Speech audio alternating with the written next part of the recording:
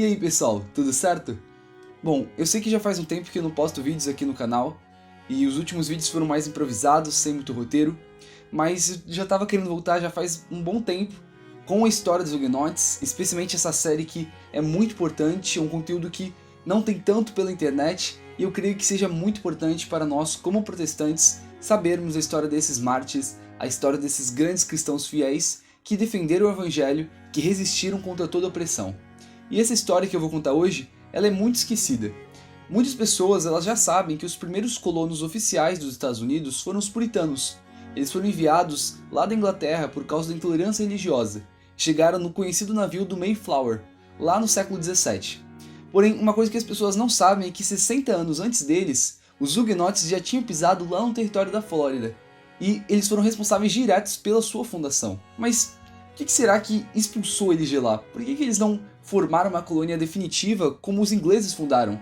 E será mesmo que a Flórida poderia ter sido huguenote? Ou que os Estados Unidos poderiam ter tido uma região francesa como o Canadá teve depois? Bom, essas perguntas vão ser respondidas no vídeo de hoje, mas antes eu quero recomendar para você que não viu os outros vídeos da série para acessar o izinho aí em cima antes de assistir esse daqui, já que eu vou falar de algumas coisas que eu explico com mais detalhes nos outros vídeos e eu acho muito importante para compreender melhor toda essa história. Se você gostar desse vídeo, deixe seu like, deixe seu comentário e também deixe novas sugestões para os próximos vídeos que eu posso estar lançando.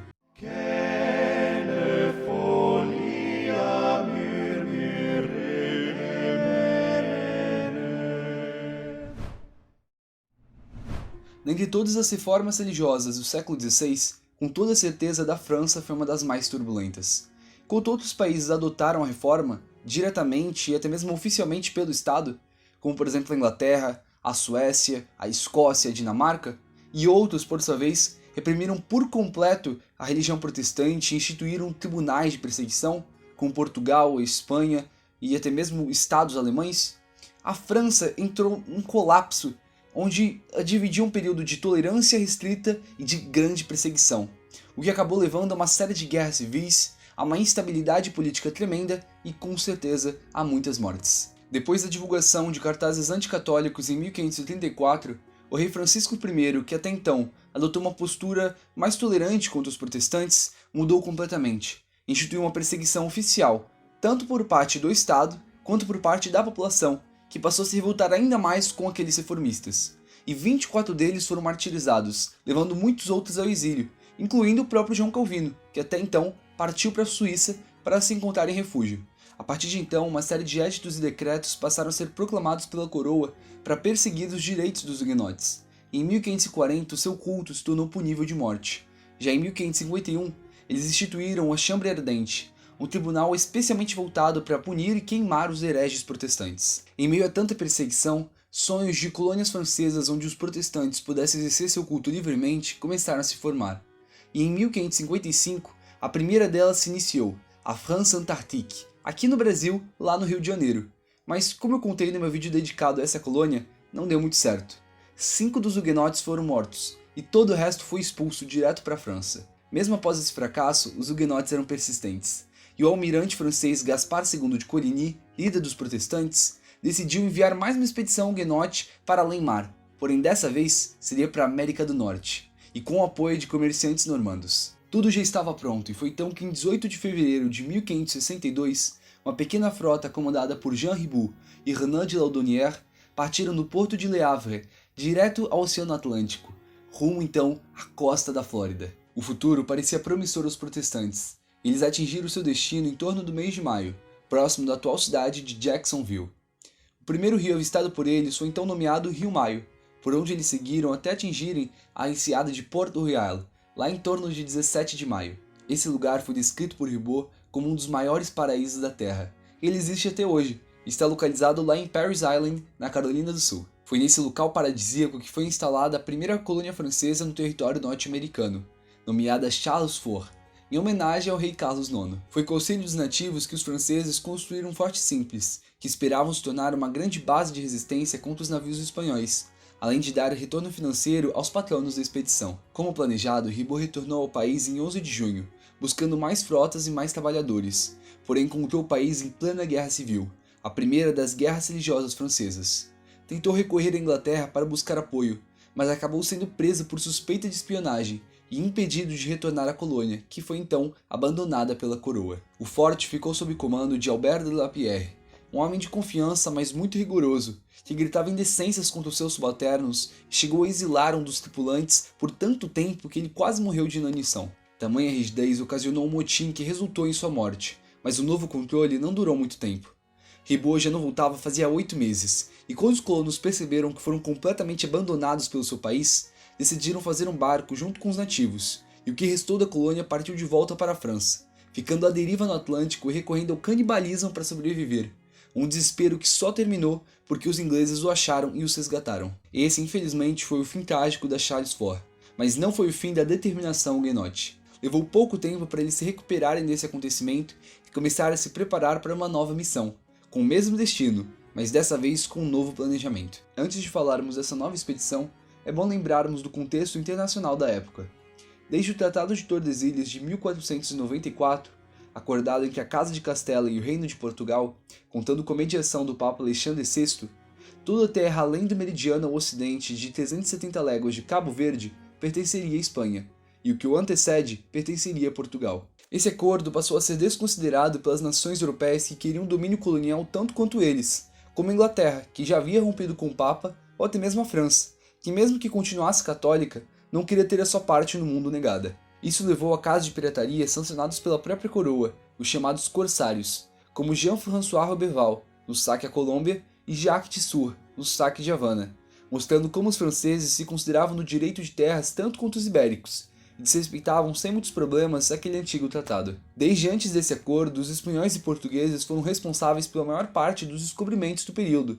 Foram eles os verdadeiros iniciantes nas grandes navegações, e seguiam a regra geral de que o primeiro que avistasse um território e colocasse uma marcação que definisse a sua presença sobre aquele país, poderia tê-lo como o seu pertencimento, e então ele integraria o seu império colonial. É muito importante que esse marco seja periodicamente mantido, como foi o caso do Canadá, que foi primeiro avistado por John Cabot em nome da Inglaterra em 1497, mas depois foi reclamado por Jacques Cartier em nome da França em 1534. Quanto à Flórida, o seu descobridor é acreditado como sendo Juan Ponce de León em 1513, navegador que retornou ao mesmo território em 1521 para estabelecer uma colônia, mas sofreu a revolta dos nativos da tribo Calusa. Giovanni da Verrazzano, um explorador italiano que serviu ao rei francês Francisco I, chegou à costa norte da Flórida em 1524, antes do assentamento definitivo intentado por Tristan de Luna em 1559, o que fez tanto a Espanha quanto a França se considerarem detentoras daquele território,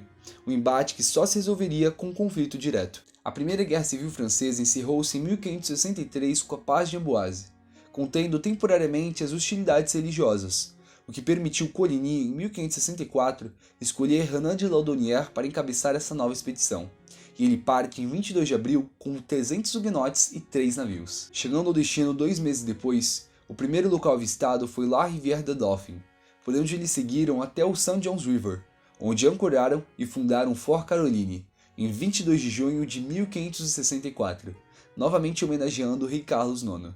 No dia 30 de junho, entoaram um salmo de agradecimento a Deus, e coletivamente oraram rogando pela bondade do Senhor, a primeira prece organizada em solo norte-americano. Mantiveram boas relações com os nativos, o que os favoreceu, principalmente com os Timucuanos, liderados pelo chefe Saturiwa, que lhe deram alimento e também forneceram ajuda na construção do forte. O forte era triangular, feito de areia e facinas, tendo uma paliçada em forma de gaviões no lado voltado à costa do rio, e um bastião com armazém para alimentos e munições localizado no sul. O forte tornou-se maior e mais desenvolvido que o seu anterior, havendo previsão de retorno financeiro em questão de apenas alguns meses, o que encorajou todos os colonos e fez com que eles crescem que, de fato, dessa vez, eles conseguiriam a liberdade religiosa tão requisitada. Jean Riboud, o outro capitão huguenote, estava previsto para zarpar em maio com maiores reforços, porém um atraso na gestão e no clima fez com que demorasse mais de um mês, saindo com 600 homens e 5 navios, para que a colônia de Fort Caroline não se sentisse abandonada como Charles Fort se sentiu. O monarca francês estava realmente interessado na colônia, como é mostrado em suas cartas, e a Flórida teria se tornado francesa e huguenote se não fosse por um trágico ocorrido. Ao saber da partida de Riboud, o rei Filipe II da Espanha, ferrenho antiprotestante e defensor da fé católica, enviou o cruel almirante Pedro de Menéndez de Villés para exterminar os assim chamados hereges protestantes e impor a presença espanhola sobre a região, considerando-se o único real detentor do território norte-americano. O capitão espanhol então partiu em 29 de junho, com uma frota de 11 navios e quase 1000 tripulantes. Porém, em decorrência do clima desfavorável, acabaram sofrendo um grande atraso e até mesmo perdendo outras embarcações. Por sorte, Ribault conseguiu chegar um pouco antes, em 28 de agosto, o que encheu Laudonnière de alegria, que agradeceu a Deus por seu retorno. Porém, toda essa felicidade durou pouco. Ele veio com uma carta de Gaspar Coligny avisando sobre a vinda do almirante espanhol, o que forçou os franceses a se prepararem para um possível ataque. Para piorar, Laudonnière foi exonerado de seu cargo por uma ordem real ainda enigmática e acabou se afastando por causa de uma doença poucos dias depois, passando a liderança para Ribault. Os espanhóis chegam em 4 de setembro com 6 navios a menos e fazem contato com o navio francês na costa, para o qual Menéndez brada: "Esse reino pertence a Sua Majestade Filipe II da Espanha. Sou Pedro Menéndez d'Avilés, capitão-general da Espanha, que veio enforcar todos os luteranos que encontrar por aqui." Lembrando que nessa época os católicos usavam o termo luterano como pejorativo contra qualquer protestante. Então, mesmo que eles fossem calvinistas nesse caso, muitas vezes eles eram sentenciados e condenados como luteranos, ou seja, seguidores da reforma protestante que foi iniciada por Lutero. Eles então iniciam uma perseguição que dura a noite toda, porém acabaram se deparando com mais navios do que esperado, retrocedendo ao sul e ali fundando a vila de Santo Agostinho, a terra que foi primeiro avistada em 28 de agosto, dia que corresponde ao Dia do Santo. Uma missa Te Deum foi realizada pelo padre Francisco Lopes de Mendonça Grajales, marcando o primeiro assentamento europeu permanente no território norte-americano, e que se tornou hoje a cidade mais antiga dos Estados Unidos. Nesse momento, o conflito ficou temporariamente suspenso, aguardando a ação de qualquer um dos lados. Os franceses se reuniram em conselho e acabaram por decidir que aqueles que chegaram por último ficariam no forte para guardá-lo e terminar as obras, enquanto os que estavam já há mais tempo avançariam em combate. Porém, Ribault propôs que todos os soldados avançassem em ataque, junto com suas naus e todo o preparativo, para então forçar os ibéricos a se refugiarem em terra, onde ele cria que destruiria-os facilmente. Laudonnière estava terrivelmente doente em seu leito, mas mesmo assim teve forças para discordar da sugestão de Ribault, porém sua obstinação fez com que todo o conselho concordasse com ele, deixando assim o forte enfraquecido. Isso se provou mais tarde a pior decisão que ele poderia ter feito. Partiram no dia 10 de setembro, porém encontraram-se com uma tempestade terrível que os lançou 80 km mais ao sul, chocando-se contra o Cabo Canaveral. Nesse intervalo, Menéndez mandou 10 grupos de 50 homens para desbravarem a mata no dia 17 de setembro, chegando ao forte no dia 19. Era uma manhã muito chuvosa e as sentinelas pensaram que ninguém invadiria naquelas condições, e então baixaram a guarda por um curto período de tempo. Porém, nesse breve descanso, o trombeteiro soou o sinal da presença dos inimigos. Os espanhóis se aproveitaram do pouco conhecimento territorial adquirido com o traidor François Jean e realizaram um verdadeiro massacre contra os colonos restantes, matando em torno de 140 deles, e mesmo que poupando algumas mulheres e crianças, ainda assim mandaram grande parte delas para a escravidão. Um dos franceses que teve a sorte de fugir acabou se deparando com os espanhóis novamente, e ajoelhou-se, suplicando intensamente por sua vida, porém os hispânicos não deram qualquer valor. Eles sacaram suas armas e o cortaram em pedaços, carregando partes de seu corpo em suas espadas. Alguns dos protestantes foram enforcados em árvores com a seguinte inscrição: "Mortos não como franceses, mas como luteranos." Laudonnière teve pura sorte ao fugir junto com Jacques Lemoine, o futuro relator do ocorrido, salvando a sua vida. Em apenas 2 dias, o Fort Caroline estava devastado. 8 dias depois, os espanhóis foram alertados por indígenas da tribo Tina, inimiga dos franceses, de que haveria um grupo de brancos naufragado mais ao sul. O capitão disfarçou-se de marinheiro e conseguiu um informante que lhe relatou que dos 200 homens, quase todos eles eram luteranos. Ele então o forçou a retornar e dizer a seus compatriotas franceses que se rendessem e não carregassem qualquer armas e nem fizessem qualquer ameaça. Mesmo assim, ele recusou qualquer promessa de piedade caso eles atendessem à rendição. Privados de armas devido ao naufrágio, renderam-se incondicionalmente em 29 de setembro. Quando questionaram se poderiam ser mandados de volta à Europa, Menéndez afirmou que se fossem católicos em vez de protestantes, os enviaria de bom grado, mas como eram todos huguenotes, os perseguiria com fogo e espada, seja terra ou mar, pelo rei, visto que vinha aqui estabelecer a Santa Fé católico-romana na Flórida. O padre Francisco Grajales relata que decidiram poupar os católicos entre eles, mas executar todo o resto, porque eram luteranos e inimigos da Santa Fé católica. Eram levados em grupos de 10, investigados quanto à sua religião. Os católicos eram levados para o refúgio na base espanhola, enquanto os protestantes eram conduzidos para trás de uma duna e então decapitados com a espada. O padre se contentou com o trabalho, pois diz que para mim parece que servia a Deus e a sua majestade em punir eles por isso, pois pelo menos essa seita maligna não mais bloqueará nossos esforços em disseminar a boa palavra nesse país. Foram 111 deles, sendo a maioria absoluta protestante. Apenas 12 foram poupados por serem católicos, e outros 4 porque eram artesãos, enquanto uma pequena minoria católica preferiu morrer ao lado dos franceses, mesmo que fossem de religião diferente. 2 semanas depois, os espanhóis se encontraram com o último grupo, liderado por Ribot. Ambos os capitães dialogaram, e Ribot ofereceu uma grande quantia em dinheiro caso eles fossem poupados. Porém, Menéndez negou, considerando esse ato uma avariza e uma traição à sua fé. Em 12 de outubro, deixaram acordo subentendido de misericórdia caso se rendessem, e foram todos eles levados para a vila de Santo Agostinho, onde Menéndez lhes questionou a fé. Todos eles afirmaram serem protestantes, e entoaram o Salmo 131. Isso fez o general dizer que eles eram pó e ao pó deveriam voltar, pois eram inimigos de Deus e da Virgem Maria. O massacre totalizou 134 vítimas, incluindo o capitão Ribot. Somando os 3 ocorridos, o número de mortos é de 385, podendo ser ainda maior por outros números.